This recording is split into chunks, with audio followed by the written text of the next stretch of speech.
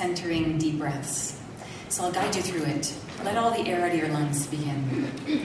Now start by taking a slowed, long, deep abdominal breath. And then let the air out. Let's do that again. Inhale deeply. Let the air out slower. And one more time, filling your lungs deeply into your abdomen. And then let it out. Good. Now notice how that made you feel. Are you fully present when you're breathing right now, or is your mind somewhere else? Did you notice if you were breathing through your nose or through your mouth? Did you notice if your breath was more in your chest or in your lower abdomen? So these questions that I'm asking you are all about mindfulness. Mindfulness really is about being aware of your state of being from moment to moment. And mindful movement is what I want to talk to you a little bit about today. And this is the first of the 8 essential elements to health and happiness that I teach out of the School of Happiness. And the Tao in Eastern philosophy is really the balance. And would you agree that we're all trying to find balance in some form within our lives? And often we're oscillating between the yin and the yang. And so the yin in Eastern philosophy is the feminine energy. So it's the receptivity, it's being restorative towards ourselves. Whereas the yang is more action-oriented, more heating, and more in the go. It's the masculine. And let's face it, the world that we live in, especially women in business, most of us are all yanged out. So how do we find balance within our own life? It begins by finding balance within. And we can find balance within by slowing down sometimes and just simply taking 3 deep breaths. And we know that by taking just 3 deep abdominal breaths that we activate our parasympathetic nervous system, which is like the physiological brake that helps slow you down. And when we're able to slow down enough and be mindful and self-aware, we're better able to make the right choices, not only within our life, but also within the exercise patterns that we choose for ourselves. Exercise and movement and physical activity can be categorized also within the yin and the yang categories. So think of yin as activities such as stretching, gentle to moderate forms of yoga, walking, more restorative activities. Whereas yang activities are more your gym activities, your high-intensity interval training, cardiovascular activities, weight training, running, swimming at a higher pace. So ask yourself, are my physical activities during the week balanced? And I'll put it out there to you, how many of you are physically active at least 3 times per week here in the room? Good.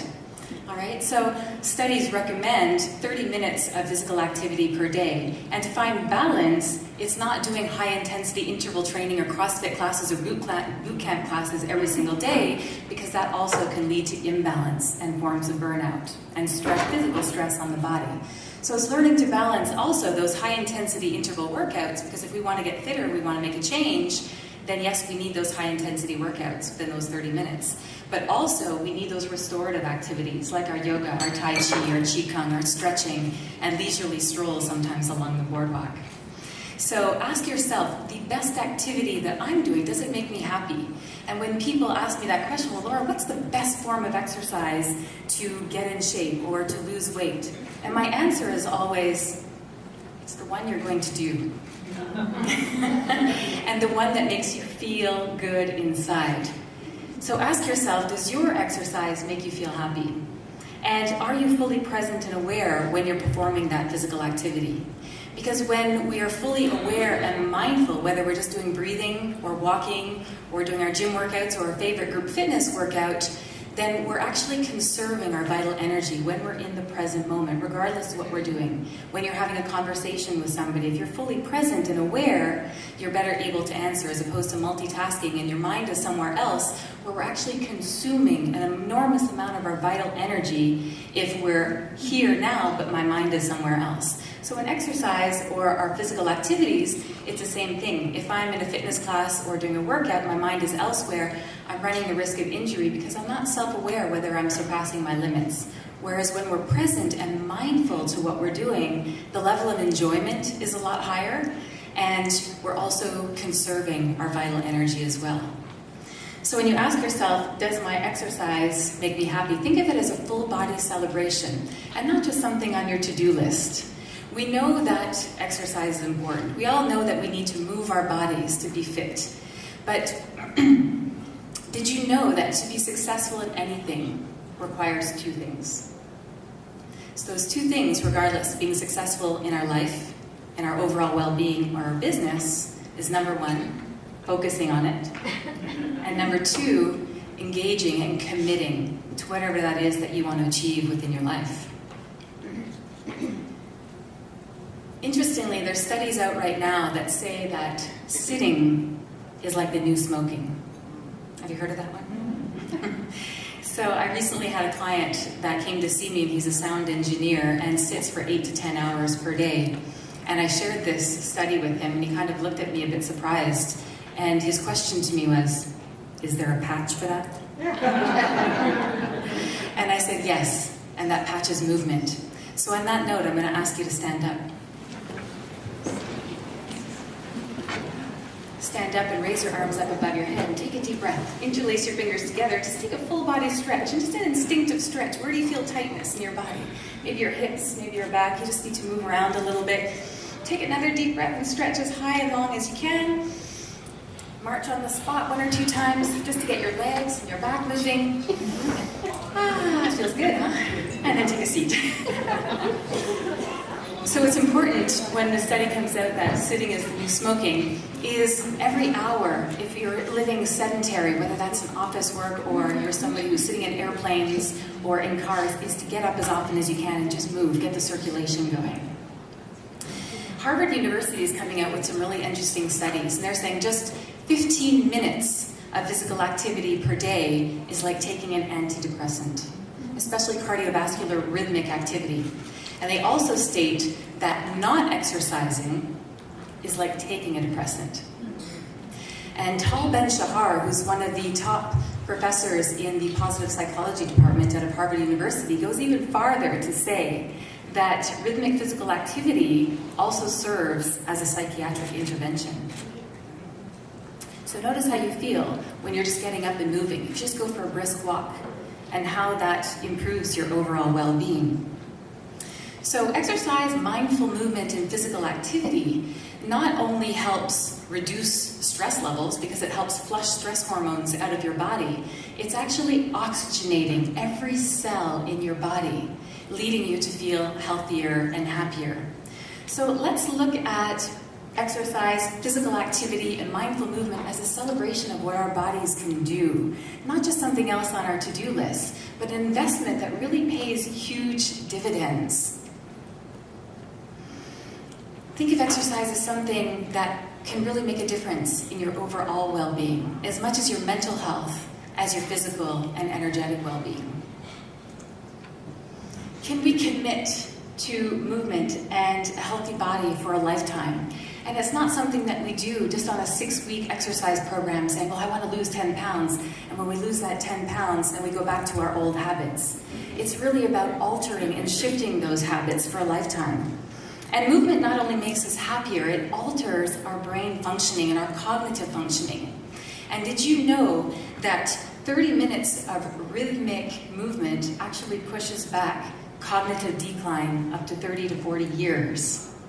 And I'd like to introduce you to somebody who really exemplified these research studies that are coming out. It was a little bit ahead of her time. This is my granny.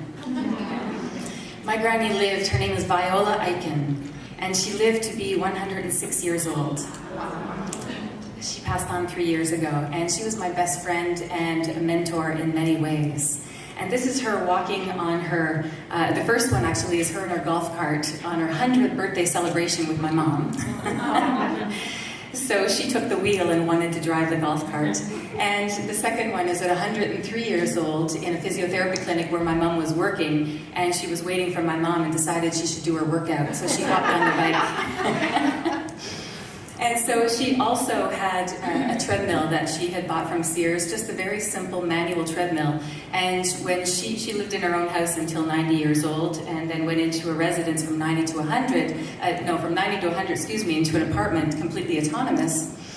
And at 100 years old, we knew that it was time, she knew it was time, because you couldn't tell her what to do, that it was time to move into a residence. And her main concern was, can I bring my treadmill? So instead of saying that I walked 10 to 15 minutes today, she would happily report to me that she would walk 100 steps on her treadmill. Or today, dear, I walked 110 steps. So she did her cardiovascular rhythmic activities, and she did muscular training activities, such as little squats that I would give her, because we know that with age, we're losing muscular ability and our strength. And so she would call her squats. I'd say, hold on to the back of your chair and strengthen your legs, because we know also that as we get older, we can also lose balance. And there's a lot of stories of elderly people that fall and lose their autonomy. And so when I would call her, sometimes she was a little out of breath, and she said, I'm just doing my dipsy doodles, dear. So she understood the benefits of physical activity and exercise as well. And it kept her mentally sharp. She could recite any of the words to songs from the 1920s. And she belonged to a bowling league right up until she was 100 years old. We need to learn to love our bodies for a lifetime. And she's somebody who honored and respected her well-being and took care of her family. And those were part of her values. And she understood that to be able to take care of her family and do everything that she needed to do, that she needed to be well as well. And it was mentally well and physically well. And if mentally she didn't remember your name, she would go through the alphabet, A, B, C, until she remembered your name. Ask yourself, do you feel at home in your body right now? What kind of messages is your body giving you? We need to learn to decode our body talk. And mindful movement is just the first of my 8 essential elements that I teach out of the School of Happiness. And ancient teachings have been teaching us for centuries what science is really just catching up with now. Ask yourself, how do I want to wake up feeling in the morning? I know for me, I want to wake up feeling uplifted and energized and positive and really excited about the day that I have ahead of me. And that's something that we can cultivate from moment to moment. And I challenge you to live in a beautiful state. And what is a beautiful state? It's one of gratitude. It's one of excitement. It's one of curiosity, of playfulness and fun and engagement and feeling uplifted. Because when we're uplifted, we can help uplift others as well. And let's face it, being women in business, often we're giving a lot to others, but how often do we take the time to fill up our own tank? And I say that people often take time to tune up their vehicles more than they actually take time to tune up their own bodies. And so let's celebrate and honor our own bodies so that it can carry us through a lifetime. And this was my example of somebody who had this vehicle that was able to carry her throughout a lifetime and lived healthy and happy. In closing, I'd like to share a very simple ritual that I begin with every single morning, and it's before I even get out of bed. So I'm going to invite you to close your eyes and just be in a moment of stillness, and I'll guide you through it.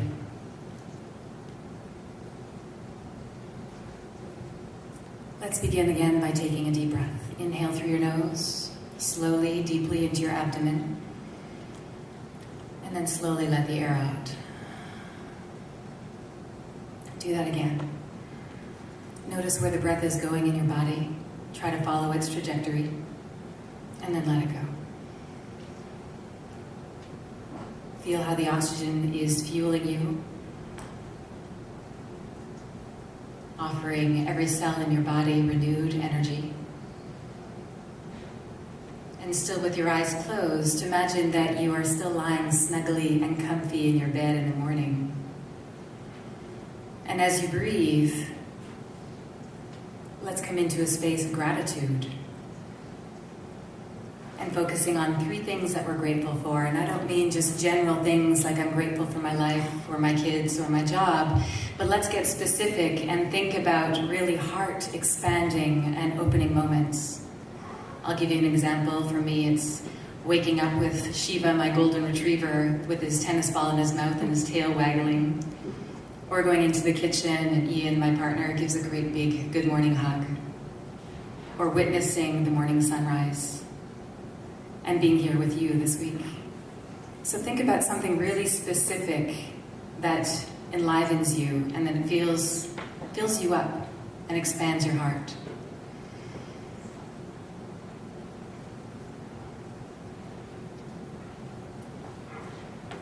starting each day with gratitude, I'll invite you now to open your eyes and notice how you feel. And think of one word that describes how you feel, and knowing that you can alter your state from moment to moment. And in the morning when you're still lying in bed doing those 3 deep breaths and 3 gratitudes, now imagine that you're in bed and these stretches may change, but raise your arms up above your head and interlace your fingers together. Just give your arms and your shoulders and your back a little stretch. And focus on taking 3 stretches just to start to awaken your body. And then draw your hands down, maybe interlace them behind your back, draw the shoulders back, opening up the chest. Take another deep breath. And maybe one more with your hand on the back of the chair, giving yourself a little twist in one direction, looking back behind you. And then doing the same thing the other way, just giving your lower back a little stretch and twist.